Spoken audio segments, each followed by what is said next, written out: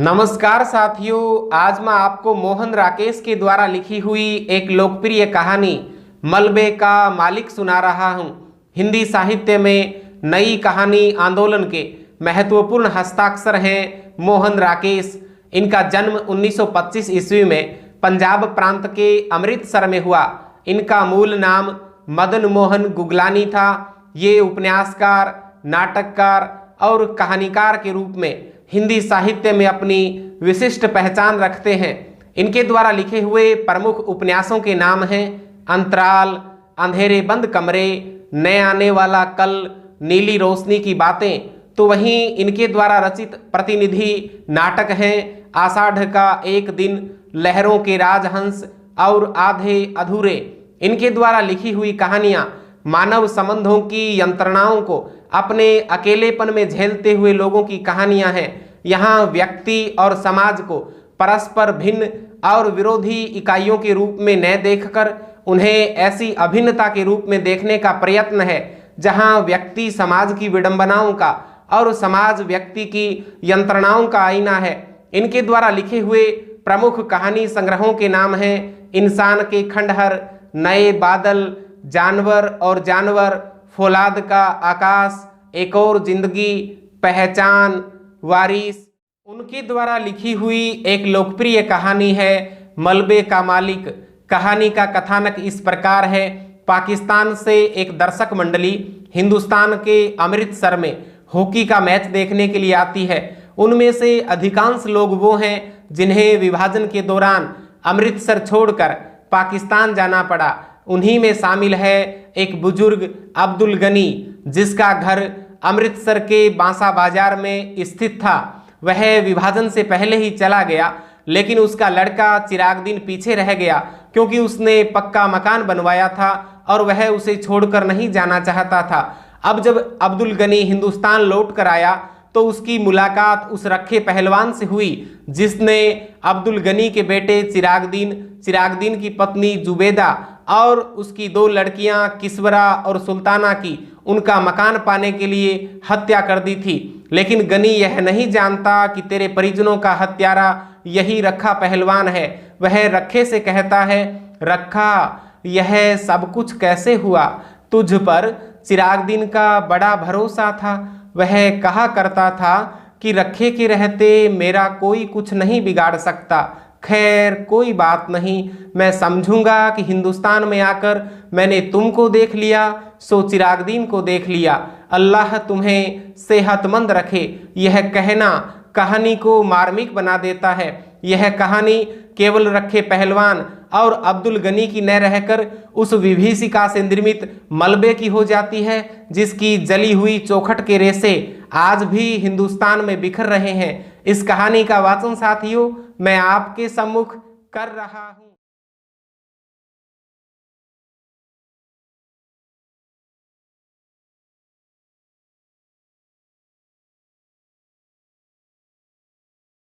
साढ़े 7 साल के बाद वे लोग लाहौर से अमृतसर आए थे। हॉकी का मैच देखने का तो बहाना ही था। उन्हें ज़्यादा चाव उन घरों और बाजारों को फिर से देखने का था जो 7.5 साल पहले उनके लिए पराये हो गए थे। हर सड़क पर मुसलमानों की कोई न कोई टोली घूमती नजर आ जाती थी। उनकी आंखें इस आग्रह के साथ वहाँ की हर चीज़ को देख रही थीं जैसे वह शहर साधारण शहर न होकर एक अच्छा खासा आकर्षण केंद्र हो। तंग बाजारों में से गुजरते हुए वे एक दूसरे को पुरानी चीज़ों की याद दिला रहे थे। देख फतेहदीना, मिस्री बाजार में अब मिस्री की दुकानें पहले से कितनी कम रह गई हैं। उस नुक्कड़ पर सुखी भटियारिन की भट्टी थी जहां अब वह पान वाला बैठा है। यह नमक मंडी देख लो खान साहब, यहाँ की एक एक लालाइन वह नमकीन होती है कि बस। बहुत दिनों के बाद बाजारों में तुर्रेदार पगड़ियाँ और लाल तुर्की टोपियाँ नजर आ रही थीं। लाहौर से आए मुसलमानों में काफ़ी संख्या ऐसे लोगों की थी जिन्हें विभाजन के समय मजबूर होकर अमृतसर से जाना पड़ा था। 7.5 साल में आए अनिवार्य परिवर्तनों को देखकर कहीं उनकी आंखों में हैरानी भर जाती और कहीं अफसोस घिर आता। वल्लाह कटरा जैमल सिंह इतना चौड़ा कैसे हो गया? क्या इस तरफ के सब मकान जल गए थे? यहाँ हकीम आसिफ अली की दुकान थी न, अब यहाँ एक मोची ने कब्जा कर रखा है। और कहीं कहीं ऐसे भी वाक्य सुनाई दे जाते, वली यह मस्जिद ज्यों की त्यों खड़ी है, इन लोगों ने इसका गुरुद्वारा नहीं बना दिया। जिस रास्ते से भी पाकिस्तानियों की टोली गुजरती, शहर के लोग उत्सुकता पूर्वक उस तरफ देखते रहते। कुछ लोग अब भी मुसलमानों को आते देखकर आशंकित हो रास्ते से हट जाते, जबकि दूसरे आगे बढ़कर उनसे बगलगिर होने लगते। ज़्यादातर वे आगंतुकों से ऐसे ऐसे सवाल पूछते कि आजकल लाहौर का क्या हाल है? अनारकली में अब पहले जितनी रौनक होती है या नहीं? सुना है सहालमी गेट का बाजार पूरा नया बना है। कृष्णनगर में तो कोई खास तब्दीली नहीं आई। वहाँ का रिश्वतपुरा क्या वाकई रिश्वत के पैसे से बना है? कहते हैं पाकिस्तान में अब बुर्का बिल्कुल उड़ गया है। यह ठीक है? इन सवालों में इतनी आत्मीयता झलकती थी कि लगता था लाहौर एक शहर नहीं, हजारों लोगों का सगा संबंधी है, जिसके हाल जानने के लिए वे उत्सुक हैं। लाहौर से आए लोग उस दिन शहर भर के मेहमान थे, जिनसे मिलकर और बातें करके लोगों को बहुत खुशी हो रही थी। बाजार बांसा अमृतसर का एक उजड़ा सा बाजार है, जहां विभाजन से पहले ज़्यादातर निचले तबके के मुसलमान रहते थे। वहां ज़्यादातर बांसों और सहतीरों की ही दुकानें थीं, जो सब की सब एक ही आग में जल गई थीं। बाजार बांसा की वह आग अमृतसर की सबसे भयानक आग थी, जिससे कुछ देर के लिए तो सारे शहर के जल जाने का अंदेशा पैदा हो गया था। बाजार बांसा के आसपास के कई मोहल्लों को तो उस आग ने अपनी लपेट में ही ले लिया था।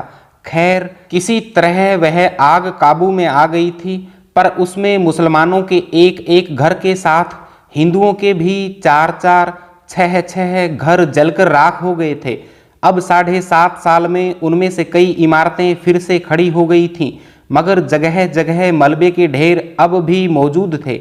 नई इमारतों के बीच बीच वे मलबे के ढेर एक अजीब वातावरण प्रस्तुत करते थे।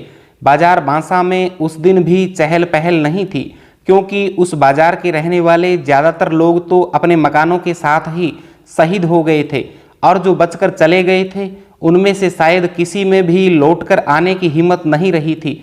सिर्फ एक दुबला पतला बूढ़ा मुसलमान ही उस दिन उस वीरान बाजार में आया, और वहाँ की नई और जली हुई इमारतों को देखकर जैसे भूल भुलैया में पड़ गया।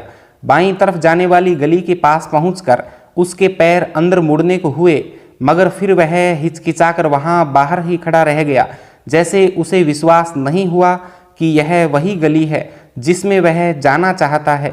गली में एक तरफ कुछ बच्चे कीड़ी कीड़ा खेल रहे थे, और कुछ फासले पर 2 स्त्रियां ऊंची आवाज में चीखती हुई एक दूसरी को गालियां दे रही थीं। सब कुछ बदल गया, मगर बोलियां नहीं बदली। बूढ़े मुसलमान ने धीमे स्वर में अपने से कहा और छड़ी का सहारा लिए खड़ा रहा। उसके घुटने पाजामे से बाहर को निकल रहे थे।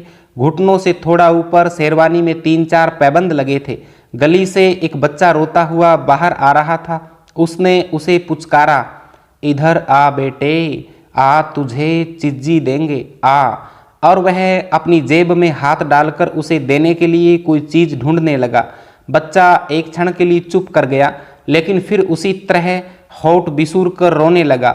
एक 16-17 साल की लड़की गली के अंदर से दौड़ती हुई आई और बच्चे को बाह से पकड़कर गली में ले चली। बच्चा रोने के साथ साथ अब अपनी बाह छुड़ाने के लिए मचलने लगा।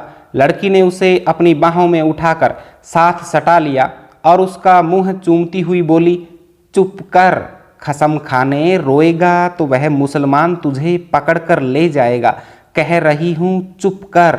बूढ़े मुसलमान ने बच्चे को देने के लिए जो पैसा निकाला था वह उसने वापस जेब में रख लिया। सिर से टोपी उतारकर वहाँ थोड़ा खुजलाया और टोपी अपनी बगल में दबा ली। उसका गला खुश्क हो रहा था और घुटने थोड़ा कांप रहे थे। उसने गली के बाहर की एक बंद दुकान के तख्ते का सहारा ले लिया और टोपी फिर से सिर पर लगा ली। गली के सामने जहां पहले ऊंचे ऊंचे सहतीर रखे रहते थे, वहां अब एक 3 मंजिला मकान खड़ा था। सामने बिजली के तार पर 2 मोटी मोटी चीलें बिल्कुल जड़ सी बैठी थीं। बिजली के खंभे के पास थोड़ी धूप थी। वह कई पल धूप में उड़ते जर्रों को देखता रहा, फिर उसके मुंह से निकल गया, या मालिक। एक नवयुवक चाबियों का गुच्छा घुमाता गली की तरफ आया।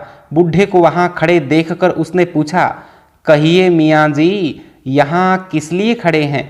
बूढ़े मुसलमान को छाती और बाहों में हल्की सी कंपकंपी महसूस हुई। उसने होठों पर जबान फेरी और नवयुवक को ध्यान से देखते हुए कहा, बेटे, तेरा नाम मनोरी है न? नवयुवक ने चाबियों के गुच्छे को हिलाना बंद करके अपनी मुट्ठी में ले लिया और कुछ आश्चर्य के साथ पूछा, आपको मेरा नाम कैसे मालूम है? 7.5 साल पहले तू इतना सा था, कहकर बूढ़े ने मुस्कुराने की कोशिश की। आप आज पाकिस्तान से आए हैं? हाँ, पहले हम इसी गली में रहते थे, बूढ़े ने कहा। मेरा लड़का चिरागदीन तुम लोगों का दर्जी था। तकसीम से 6 महीने पहले हम लोगों ने यहाँ अपना नया मकान बनवाया था। ओ गनी मियाँ, मनोरी ने पहचान कर कहा। हाँ बेटे, मैं तुम लोगों का गनी मियाँ हूँ। चिराग और उसके बीवी बच्चे तो अब मुझे मिल नहीं सकते, मगर मैंने सोचा कि एक बार मकान की ही सूरत देख लूँ। बूढ़े ने टोपी उतारकर सिर पर हाथ फेरा और अपने आंसुओं को बहने से रोक लिया। तुम तो शायद काफ़ी पहले यहाँ से चले गए थे, मनोरी के स्वर में संवेदना भर आई। हाँ बेटे, यह मेरी बदबख्ती थी कि मैं अकेला पहले निकल कर चला गया था। यहाँ रहता तो उसके साथ मैं भी। कहते हुए उसे एहसास हो आया कि यह बात उसे नहीं कहनी चाहिए। उसने बात को मुंह में रोक लिया, पर आंखों में आए आंसुओं को नीचे बह जाने दिया। छोड़ो गनी मियाँ, अब उन बातों को सोचने में क्या रखा है। मनोरी ने गनी की बाहें अपने हाथ में ले ली। चलो, तुम्हें तुम्हारा घर दिखा दूं। गली में खबर इस तरह फैली कि गली के बाहर एक मुसलमान खड़ा है जो रामदासी के लड़के को उठाने जा रहा था। उसकी बहन वक्त पर उसे पकड़ लाई, नहीं तो वह मुसलमान उसे ले गया होता। यह खबर मिलते ही जो स्त्रियां गली में पीढ़े बिछाकर बैठी थीं, वे पीढ़े उठाकर घरों के अंदर चली गईं। गली में खेलते बच्चों को भी उन्होंने पुकार पुकार कर घरों के अंदर बुला लिया। मनोरी गनी को लेकर गली में दाखिल हुआ तो गली में सिर्फ एक फेरी वाला रह गया था, या रखा पहलवान जो कुएं पर उगे पीपल के नीचे बिखर कर सोया था। हाँ, घरों की खिड़कियों में से और किवाड़ों के पीछे से कई चेहरे गली में झांक रहे थे। मनोरी के साथ गनी को आते देखकर उनमें हल्की चीहमें गोइयां शुरू हो गईं। दाढ़ी के सब बाल सफ़ेद हो जाने के बावजूद चिरागदीन के बाप अब्दुल गनी को पहचानने में लोगों को दिक्कत नहीं हुई। वह था तुम्हारा मकान। मनोरी ने दूर से एक मलबे की तरफ इशारा किया। गनी पल भर ठिठक कर फटी फटी आंखों से उस तरफ देखता रहा।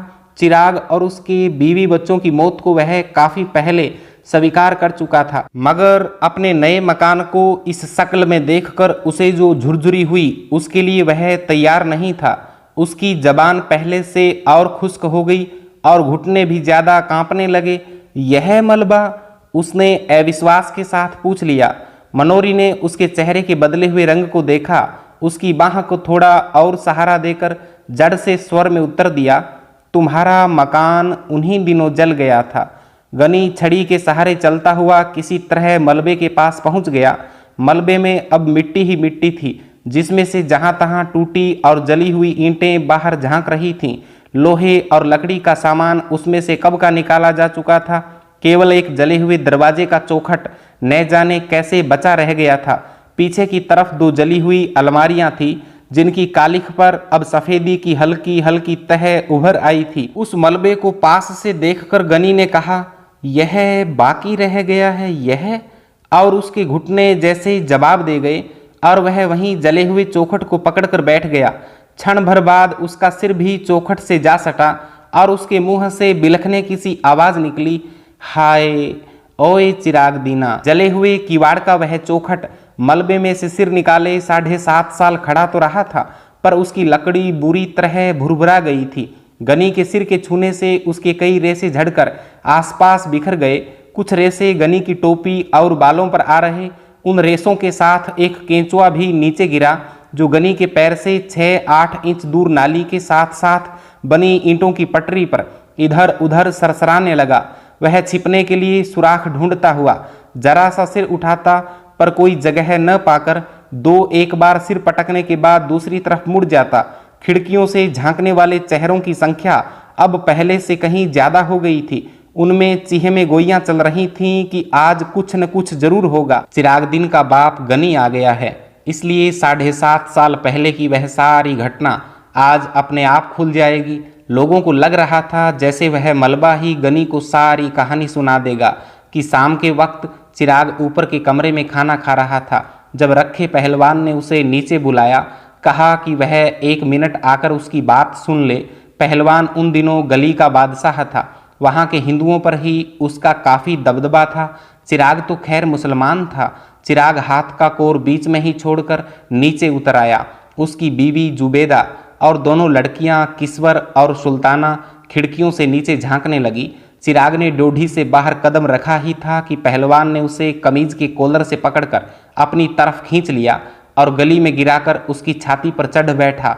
चिराग उसका छुरे वाला हाथ पकड़कर चिल्लाया, रखे पहलवान, मुझे मत मार, हाय कोई मुझे बचाओ। ऊपर से जुबेदा, किस्वर और सुल्ताना भी हताश स्वर में चिल्लाई और चीखती हुई नीचे डोढ़ी की तरफ दौड़ी। रखे के एक शागिर्द ने चिराग की जद्दोजहद करती हुई बाहें पकड़ लीं और रखा उसकी जांघों को अपने घुटनों से दबाए हुए बोला, चीखता क्यों है भैंड के, तुझे मैं पाकिस्तान दे रहा हूँ, ले पाकिस्तान। और जब तक जुबेदा, किस्वर और सुल्ताना नीचे पहुंची, चिराग को पाकिस्तान मिल चुका था। आसपास के घरों की खिड़कियां तब बंद हो गई थीं और जो लोग इस दृश्य के साक्षी थे उन्होंने दरवाजे बंद करके अपने को इस घटना के उत्तरदायित्व से मुक्त कर लिया था। बंद किवाड़ों में भी उन्हें देर तक जुबेदा, किस्वर और सुल्ताना के चीखने की आवाज़ें सुनाई देती रहीं। रखे पहलवान और उसके साथियों ने उन्हें भी उसी रात पाकिस्तान दे दिया, मगर दूसरे तबील रास्ते से। उनकी लाशें चिराग के घर में न मिलकर बाद में नहर के पानी में पाई गईं। 2 दिन चिराग के घर की छानबीन होती रही थी। जब उसका सारा सामान लूटा जा चुका तो न जाने किसने उस घर को आग लगा दी थी। रखे पहलवान ने तब कसम खाई थी कि वह आग लगाने वाले को जिंदा जमीन में गाड़ देगा, क्योंकि उस मकान पर नजर रखकर ही उसने चिराग को मारने का निश्चय किया था। उसने उस मकान को शुद्ध करने के लिए हवन सामग्री भी ला रखी थी, मगर आग लगाने वाले का तब से आज तक पता नहीं चल सका था। अब 7.5 साल से रखा उस मलबे को अपनी जायदाद समझता आ रहा था, जहां न वह किसी को गाय भैंस बांधने देता था और न ही खोमचा लगाने देता था। उस मलबे से बिना उसकी इजाज़त के कोई एक ईंट भी नहीं निकाल सकता था। लोग आशा कर रहे थे कि यह सारी कहानी जरूर किसी न किसी तरह गनी तक पहुंच जाएगी, जैसे मलबे को देखकर ही उसे सारी घटना का पता चल जाएगा। और गनी मलबे की मिट्टी को नाखूनों से खोद खोद कर अपने ऊपर डाल रहा था और दरवाजे के चौखट को बाह में लिए हुए रो रहा था, बोल चिराग दीना बोल, तू कहाँ चला गया ओए, ओ किस्वर, ओ सुल्ताना, हाय मेरे बच्चे, ओए गनी को पीछे क्यों छोड़ दिया ओए। और भुरभुरे किवाड़ से लकड़ी के रेसे झड़ते जा रहे थे। पीपल के नीचे सोए रखे पहलवान को जाने किसी ने जगा दिया या वह खुद ही जाग गया। यह जानकर कि पाकिस्तान से अब्दुल गनी आया है और अपने मकान के मलबे पर बैठा है, उसके गले में थोड़ा झाग उठाया, जिससे उसे खांसी आ गई और उसने कुएं के फर्श पर थूक दिया। मलबे की तरफ देखकर उसकी छाती से धोंकने की सी आवाज़ निकली और उसका निचला होठ थोड़ा बाहर को फैलाया। गनी अपने मलबे पर बैठा है। उसके शागिर्द लच्छे पहलवान ने उसके पास आकर बैठते हुए कहा, मलबा उसका कैसे है, मलबा हमारा है। पहलवान ने झाग से घरघराई आवाज में कहा, मगर वह वहां बैठा है। लच्छे ने आंखों में एक रहस्यमय संकेत लाकर कहा, बैठा है बैठा रहे, तू चिलम ला। रखे की टांगें थोड़ी फैल गईं और उसने अपनी नंगी जांघों पर हाथ फेर लिया। मनोरी ने अगर उसे कुछ बता दिया तो? लच्छे ने चिलम भरने के लिए उठते हुए उसी रहस्यपूर्ण ढंग से कहा, मनोरी की क्या सामत आई है। लच्छा चला गया। कुएं पर पीपल की कई पुरानी पत्तियां बिखरी थीं। रखा उन पत्तियों को उठा उठाकर अपने हाथों में मसलता रहा। जब लच्छे ने चिलम के नीचे कपड़ा लगाकर चिलम उसके हाथ में दी तो उसने कस खींचते हुए पूछा, और तो किसी से गनी की बात नहीं हुई? नहीं। ले। और उसने खांसते हुए चिलम लच्छे के हाथ में दे दी। मनोरी गनी की बाह पकड़े मलबे की तरफ से आ रहा था। लच्छा उकड़ू होकर चिलम के लंबे लंबे कस खींचने लगा।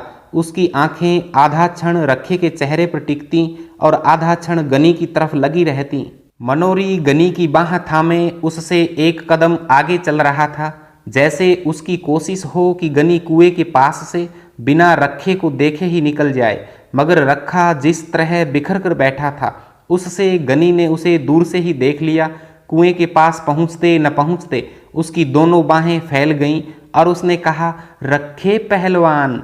रखे ने गर्दन उठाकर और आंखें जरा छोटी करके उसे देखा। उसके गले में अस्पष्ट सी घरघराहट हुई, पर वह बोला नहीं। रखे पहलवान, मुझे पहचाना नहीं? गनी ने बाहें नीची करके कहा, मैं गनी हूँ, अब्दुल गनी, चिरागदीन का बाप। पहलवान ने ऊपर से नीचे तक उसका जायजा लिया।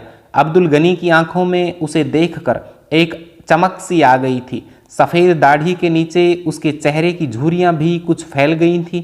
रखे का निचला होठ फड़का, फिर उसकी छाती से भारी सा स्वर निकला, सुना गनिया। गनी की बाहें फिर फैलने को हुईं, पर पहलवान पर कोई प्रतिक्रिया न देखकर उसी तरह रह गई। वह पीपल का सहारा लेकर कुएं की सिल पर बैठ गया। ऊपर खिड़कियों में चिहेमे गोइयाँ तेज हो गईं कि अब दोनों आमने सामने आ गए हैं तो बात जरूर खुलेगी। फिर हो सकता है दोनों में गाली गलौज भी हो। अब रखा गनी को हाथ नहीं लगा सकता। अब वे दिन नहीं रहे। बड़ा मलबे का मालिक बनता था। असल में मलबा न इसका है न गनी का। मलबा तो सरकार की मलकियत है।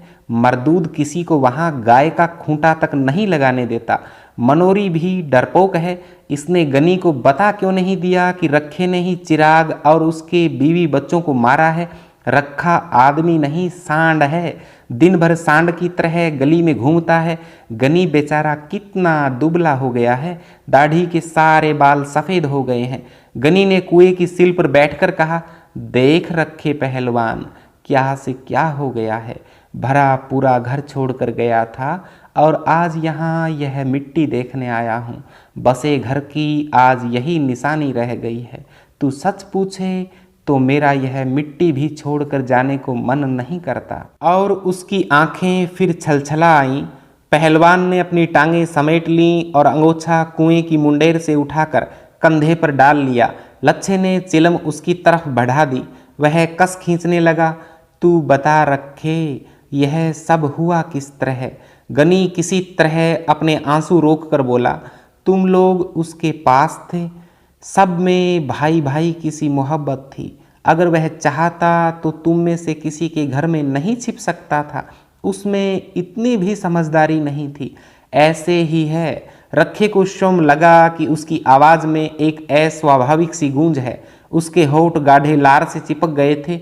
मूंछों के नीचे से पसीना उसके होठ पर आ रहा था। उसे माथे पर किसी चीज़ का दबाव महसूस हो रहा था और उसकी रीढ़ की हड्डी सहारा चाह रही थी। पाकिस्तान में तुम लोगों के क्या हाल हैं? उसने पूछा।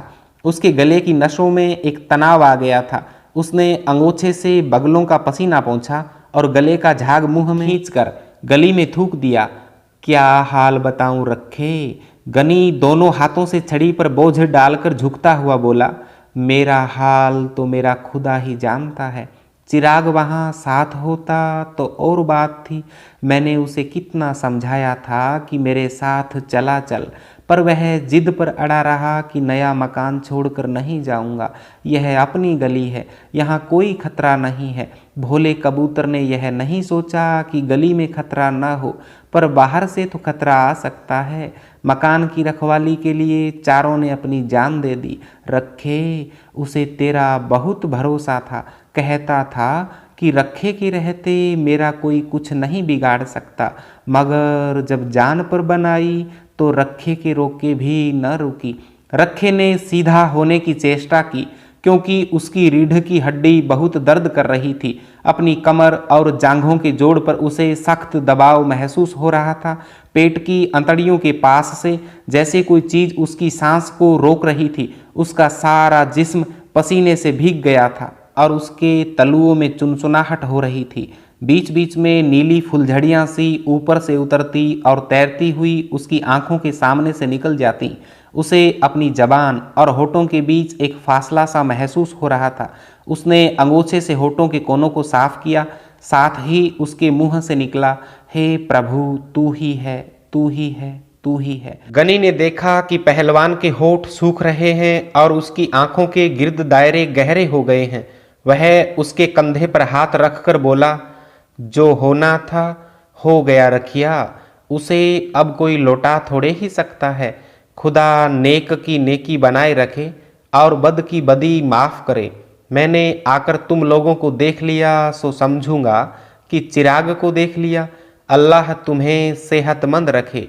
और वह छड़ी के सहारे उठ खड़ा हुआ। चलते हुए उसने कहा, अच्छा रखे पहलवान। रखे के गले से मंदिम सी आवाज निकली। अंगोछा लिए हुए उसके दोनों हाथ जुड़ गए। गनी हसरत भरी नजर से आसपास देखता हुआ धीरे धीरे गली से बाहर चला गया। ऊपर खिड़कियों में थोड़ी देर चीहमे गोइयां चलती रहीं कि मनोरी ने गली से बाहर निकलकर जरूर गनी को सब कुछ बता दिया होगा कि गनी के सामने रखे का ताल्लुक कैसे खुश्क हो गया था। रखा अब किस मुंह से लोगों को मलबे पर गाय बांधने से रोकेगा। बेचारी जुबेदा कितनी अच्छी थी वह।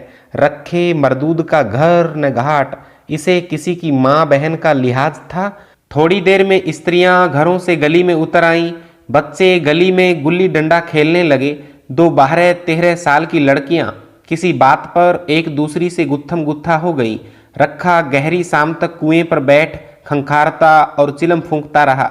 कई लोगों ने वहां गुजरते हुए उससे पूछा, रखे साहब, सुना है आज गनी पाकिस्तान से आया था? हाँ आया था। रखे ने हर बार एक ही उत्तर दिया, फिर कुछ नहीं, चला गया। रात होने पर रखा रोज की तरह गली के बाहर बाईं तरफ की दुकान के तख्ते पर आ बैठा।